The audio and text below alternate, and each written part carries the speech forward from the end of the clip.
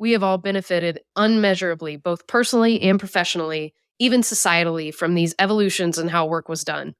But now I'm going to ask you to take a step back and view the big picture with me. What is left of us that requires that we are able to do the same thing over and over and over again to an absolute standard in the most efficient way humanly possible in any given moment, at a certain time, under a certain authority?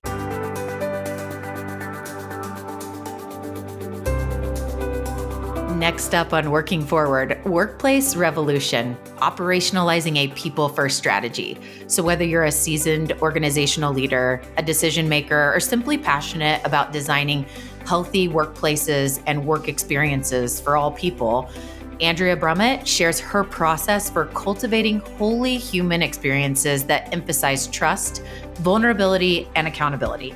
But warning, these episodes will be outside the box. Andrea just might light your fire and make you laugh. I'm passing the mic to Andrea Brummett. Andrea, take it away. Welcome to the Workplace Revolution. My name is Andrea Brummett. On this season of the Working Forward podcast, we're going to take a deep dive into what it really looks like to operationalize a people-first organization. You may be thinking, a revolution, eh? It's a bit bold, don't you think? Well, aren't they all? Revolutions have started in living rooms, in dark corners of cafes, on bar stools, and today in digital tsunamis of collective expression. A revolution begins when we draw out the tiny individual whispers of dissatisfaction with systems and institutions, and we give them a voice and set them free on the winds of change. As of the date of the release of this podcast, I'll have marked the 20-year anniversary of the opening of the doors of my first business and HR consulting firm, consulting with and on behalf of small businesses of various shapes, sizes, ages, and complexities. I'm lucky enough to be surrounded by a powerhouse of community of specialized consultants and business experts in their own right, some of who I work directly with, and some I am just incredibly lucky to have in my orbit. We are in the trenches with business leaders, day in and day out. In our work as HR consultants, we are also directly connected to the people in those businesses. Here is what I'm uniquely qualified to share with you based on this experience. We are collectively completely disillusioned with the workplace structures that we've inherited, leaders and employees alike. The systems that were put in place to work under specific circumstances and assume compliance are breaking. We just don't know anything else. We can all feel it, regardless of what seat you're in. It's time to acknowledge that together. Now is the time for change. On this episode of the Workplace Revolution, we are going to be working through and dismantling the theories and structures that got us here in order to begin to rebuild with what will take us through the next evolution of business leadership, operationalizing truly people-first organizations. Amy Webb has been lauded as one of the most sought-out speakers year over year at the annual South by Southwest conference. Since 2006, audiences have counted on Amy to provide her annual Emerging Tech Trends report, and boy, did this year's not disappoint. For context, Amy is a noted futurist, an author, and most importantly, the founder and CEO of the Future Today Institute, a strategic foresight and futures forecasting firm. Her firm identifies and analyzes emerging technological trends and their potential impacts on society and industries. Webb's work involves the use of data-driven models and scenario planning to help organizations anticipate and prepare for future changes. It often gets boiled down to being able to see patterns in data where others simply cannot.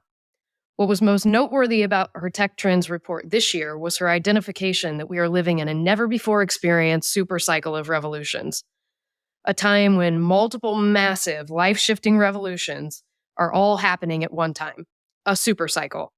Sounds either really ominous or really exciting. I guess we'll have to see. I feel like historically one revolution at a time has been plenty, and we're getting a bit greedy, if you ask me. So what are we talking about when we reference revolutions? To jog your memory, some of the most well-known start with the Neolithic Revolution, otherwise known as the Agricultural Revolution. The classical era, giving rise to civilizations, like little-known civilizations like Greece and Rome, establishing major empires and trade networks. The medieval period, marking the rise of feudalism, solidifying the class system as we know it, and the rise of Christianity in Europe. The 14th and 17th centuries brought us the Renaissance, thank God. This was a period of profound cultural, artistic, and intellectual revival, which we continue to benefit from and be inspired by today. And all of those revolutions were done before the United States, at least as we know it, even existed. Her native peoples were blissfully unaware of what was in the works. Today, we speak with common familiarity and have maybe even been gifted with generational stories from our elders about family members and their experience in the Industrial Revolution. The Industrial Revolution was a major period of change characterized by the widespread use of machinery, tooling, significant develops in manufacturing processes, and an overall focus on efficiency. Essentially, predictability in production done en masse. This was a massive disruptive shift at the time, uprooting agrarian societal norms and ushering in an era of urban industrial centralization. We are still operating on many of the corporate principles established during the Industrial Revolution. The late 20th century brought us the digital revolution, ultimately followed by the information age, enshrining the rapid shift from traditional industry to an economy based on information technology, all on the backs, of course, of the internet, digital communication, and the knowledge economy. The last two have both occurred in my lifetime. I'm a late Gen Xer, right on the borderline of early millennial. There was a rotary dial phone in my grandparents' house for reference. I remember my dad's first quote-unquote mobile phone. It was literally wired into the console of his 1986 BMW 528e. I remember the sound of dial-up internet. I mean, if you ever heard it, you can't forget it. And now, AI is inextricably woven into my everyday life, making the time-consuming, mundane, and hard to access available at my fingertips, whether I request it or not. That one revolution in my lifetime has been enough. I've gone from owning, needing, and using the full physical volume of the Encyclopedia Britannica and a user of the Dewey Decimal System at the library to having virtually all existing digital information in the universe available at my command. I barely have to do my own thinking anymore. Wild. Amy Webb suggests that we will be viewed as having lived through the most historical time in the history of the world, potentially, living through this convergence of three revolutions, all individually with the same perceived level of historical, cultural, social, and economic impact as any of the individual revolutions that preceded them, except simultaneously, putting at the center of this super cycle of revolutions. Those revolutions today are, of course, as you know them, the AI revolution, the biotechnology revolution, and the Internet of Things, otherwise known as the connected devices revolution. So far be it from me to boldly introduce the fourth, the workplace revolution, a critical, necessary, and I would argue absolutely unavoidable evolution of the way we work, specifically the way we lead and relate to those that choose to work with us. All great revolutions have a tipping point, and this one is no different. Furthermore, many of them are birthed out of some disruptive and unforeseen act of God, nature, or uncontrollable force or world event. While the signs of dissatisfaction with the existing infrastructures have long been evident, they were chemically activated at the onset of COVID-19. Businesses were quite literally forced to adapt, and a web of implications began to be woven. For businesses, we learned the speed at which we can make significant changes to our business structures and the way we work, and many of you are surprised. Some of us learned that the flexibility and adaptability we already had woven into our organizational structures and cultures gave us a significant advantage to those of our competitors that were so steadfastly attached to their literal foundations and dependence on people being at a certain place, at a certain time, in a certain seat, doing certain work. And some of you learned that you were considered an essential workplace, businesses without which some essential norm of our day-to-day lives might be jeopardized. For the workers that make up our economy, we learn which category of workplace we had hitched our cart to. In the panic of the unknown of what is typically under the control of business leaders, we were able to see our leaders in the vulnerable position of the unknown, forced to adapt and innovate. And boy, did our leaders show their colors. Leaders, you either solidified your place in your work community's history as capable, adaptive, thoughtful, considerate, agile, or you shone through as the asshole you were always expected to be because you had nowhere to hide. And listen, assholes are always going to asshole. There are just a lot of you that walk around in sheep's clothing, and it was really nice to see behind the curtain. There was an equally critical factor in the tipping point, I might argue more important than that of the business conditions. We were all sent home, and that is where many of us stayed to conduct the totality of the modern American life.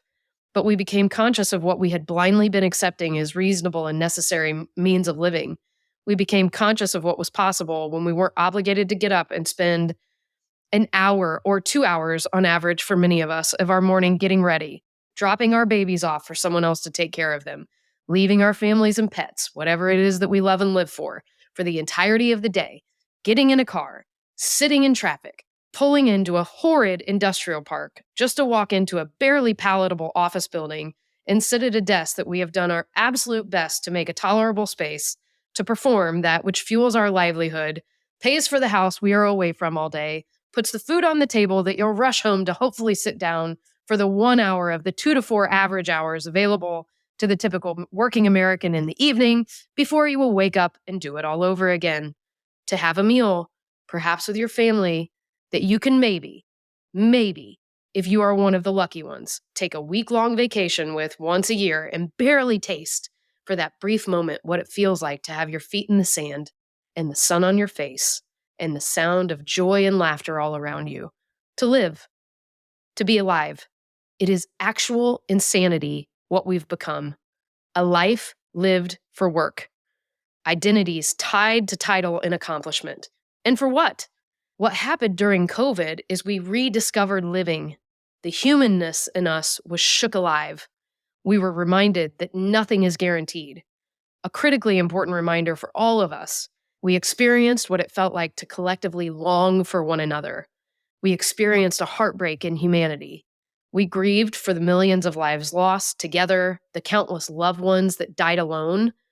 That part of our being that lies beyond our individual consciousness, that is eternally connected to all of the energies that came before us and all that will exist after us.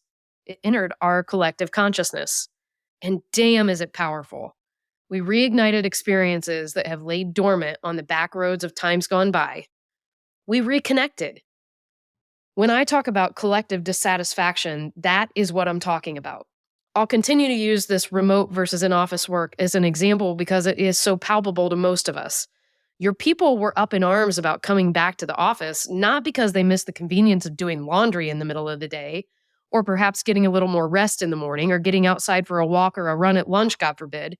Your people were in arms about coming back to the office because you put on full display that your commitment to your lease was more important than the well-being of your people, that you didn't trust them to make use of their own time in a productive way unless you had eyes on them, that you would continue to require the sacrifice of the rest of their lives for the betterment of yours. And look, many of us missed our colleagues and the ability to connect and relate and be with one another. So I'm not making an argument for not being in person for work, not even a little bit. I don't have a dog in that fight, and quite frankly, I feel like it's a very personal and unique decision for each business and person making it. It is necessary, however, to give voice to the collective gaslighting and outright manipulation that went on, convincing people that work could just simply not go on unless we all got back to our offices. Bullshit, obviously. When we examine the reasons why many of us made the decision to bring people back to the office, the reasons were heavily rooted in obligation, distrust, a need for the illusion of control, an inability or unwillingness to adapt, and very high doses of selfish and self-serving intent, fueled by the stakeholders at the top most likely to benefit. The world at work began to recognize that the bill of goods that they were being asked to buy into and sold as a part of their workplace culture marketing machines was not at all what was advertised. What we want people to believe is quote-unquote people first is just a rebrand of the same old, same old. When the people rose up the first time, we brought them pension plans. Then we came with health insurance, then casual Fridays, because people at least feel more human in jeans. And when that didn't work, we gave them ping pong tables and beer kegs. And when that didn't work, we let them taste a little more of what they were asking for and offered some flexibility and agency over how they use their time. And when that doesn't work, we're going to try some other square peg and try to shove it into a round hole to avoid the broader problem that is begging to be recognized. It's not that hard, y'all. There is always something different available. We just have to feel that it's time, close our eyes, take a deep breath, let go, and allow what is new and right to be. As it stands today, we continue to do business on a model built for wartime. The various models of hierarchical systems are rooted in a time in history when they were necessary. They were the winds of change. The adoption of these more structured management systems and ways of operating were essential for the social, economic, and cultural evolutions taking place in the late 19th and early 20th century. The Industrial Revolution led to the growth of large-scale factories and businesses. As production processes became more complex and scaled up, structured management systems provided a way for businesses to handle the increased complexity. Hierarchies, previously primarily used in military applications, allowed for that clear chain of command, delineation of responsibilities, and better coordination and more predictability of activities across the various levels of the organization.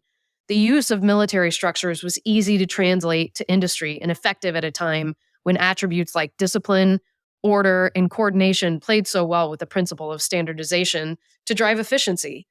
Compliance to the system was, of course, essential. How better to drive compliance than a system of power defined by a hierarchical structure and an assignment of where we humans belong in that structure? And how convenient that along with it comes your assignment in life. When Frederick Taylor hit the scene in the early 20th century, he introduced the principles of scientific management to improve efficiency through the use of data and time studies to standardize procedures and create systematic approaches to work. Taylor's work reinforced the need for hierarchical structures in organizations. By establishing clear lines of authority and responsibility, businesses could better implement his principles of efficiency and standardization. Hierarchical structures helped to ensure that standardized procedures were followed and that workers' performance was monitored and controlled. We give the people a lot in life. We encourage our children to commit to what they will do for the rest of their lives. We tell them where to show up, when to show up, what to look like when they show up, how to do what they'll need to do when they get where we told them on time, or else. We make sure they are clear that the power lies with authority, and any deviation from the stated plan will result in separation from this particular community. We have all benefited unmeasurably, both personally and professionally, even societally, from these evolutions in how work was done. But now I'm going to ask you to take a step back and view the big picture with me. What is left of us that requires that we are able to do the same thing over and over and over again to an absolute standard in the most efficient way humanly possible in any given moment, at a certain time, under a certain authority? There are industries, no doubt. Manufacturing continues to be a pillar of our economy, and manufacturing principles continue to apply to many, many industries that otherwise specialize in something completely different. Take the pharma industry, for example. Most recently, we can draw upon how the principles of manufacturing have found their way to the airline industry. In fact, in a moment, I'd like to come back to one of those well-known companies to drive home a point.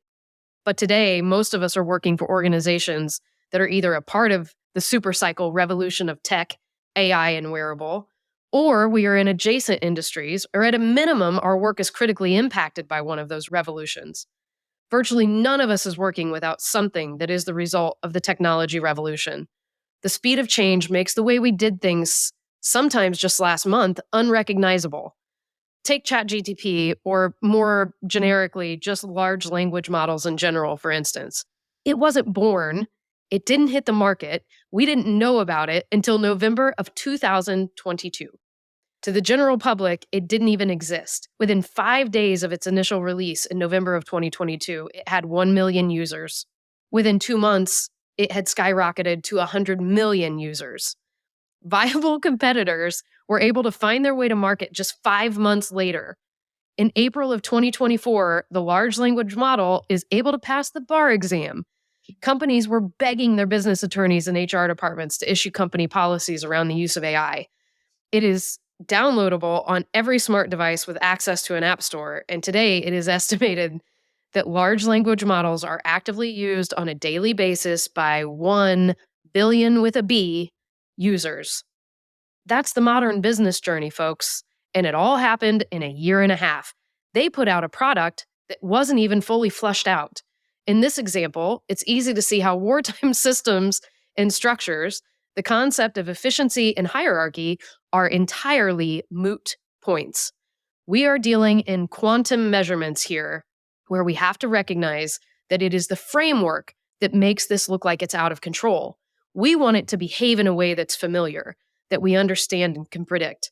I hate to be the one breaking this news to you, but that train has left the station. It's not going to. So now what? I submit to you that what happens now is the workplace revolution.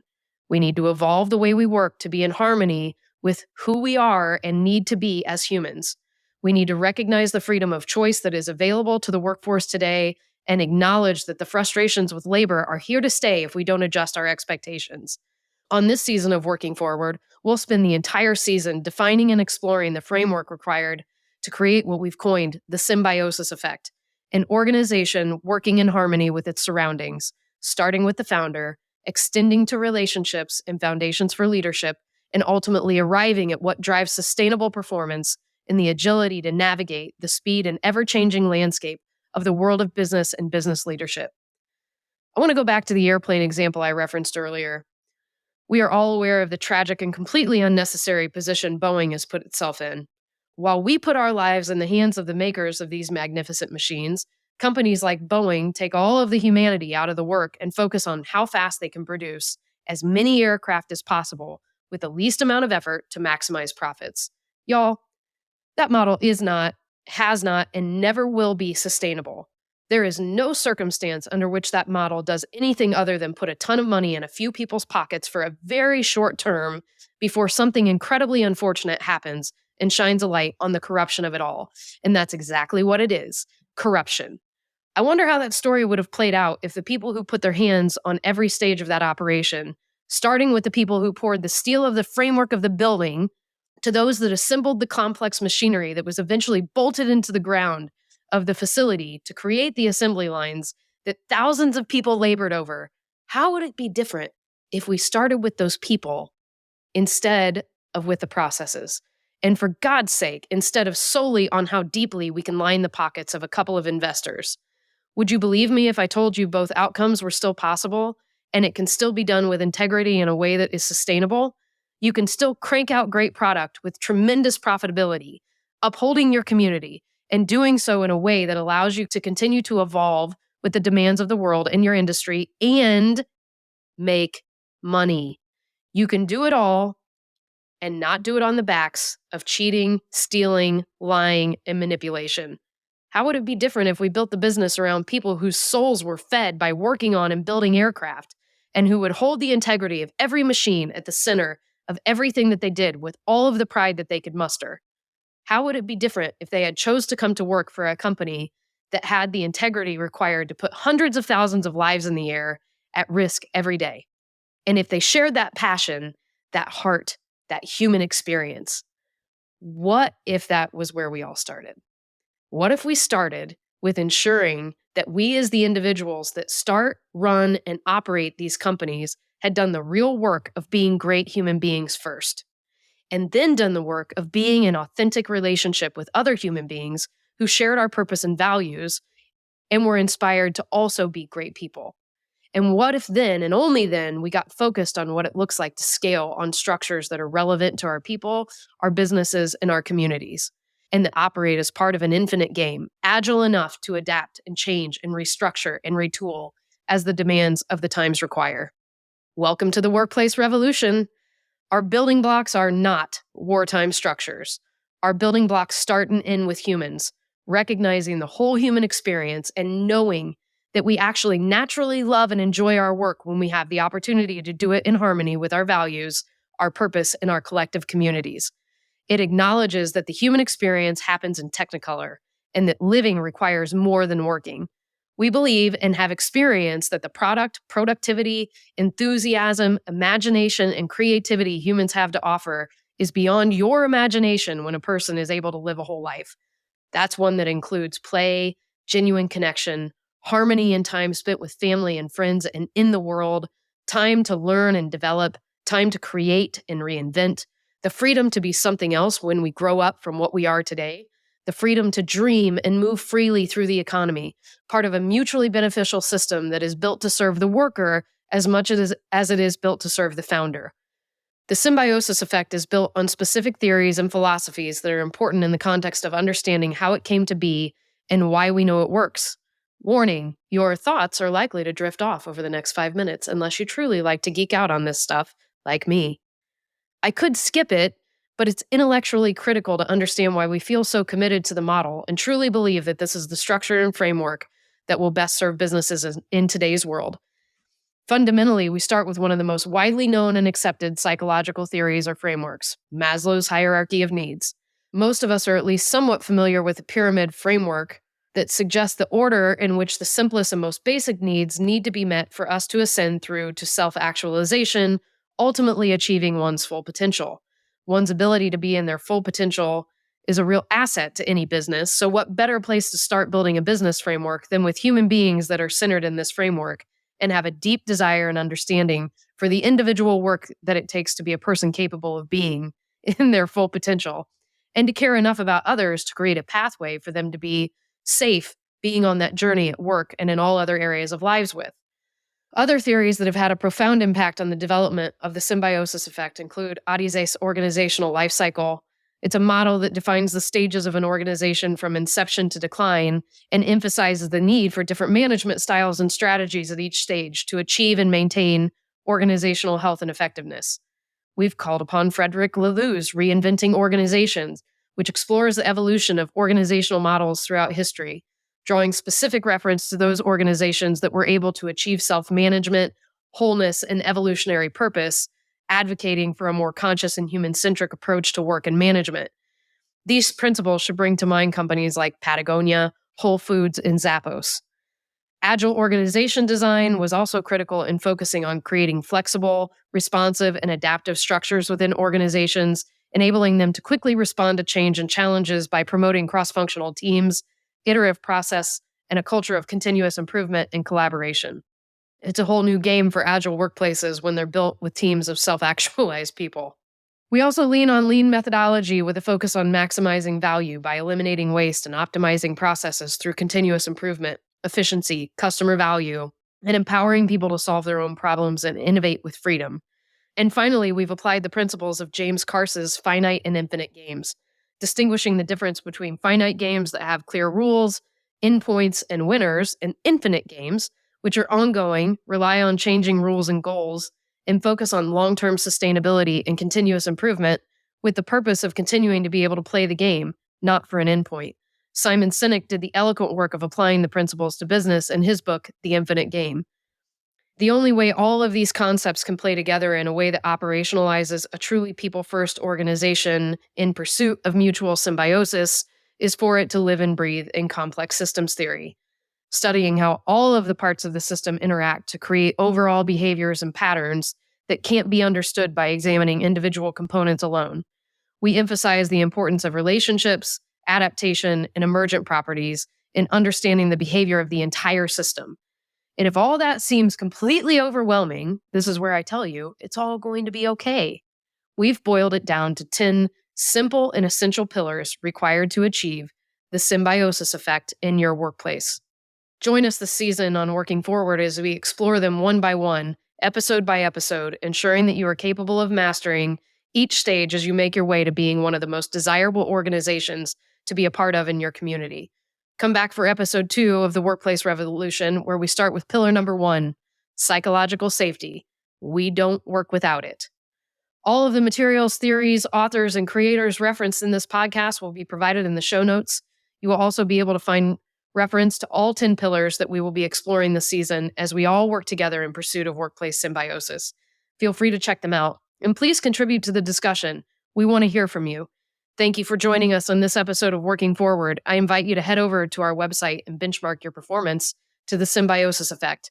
You'll get immediate results and be able to see in real time the work ahead for either you as an individual or your organization. You can find it at either readyhr.com, reddehr.com, or pabulumgroup.com, or by reaching out to me and requesting it on LinkedIn. I look forward to connecting. Until next time.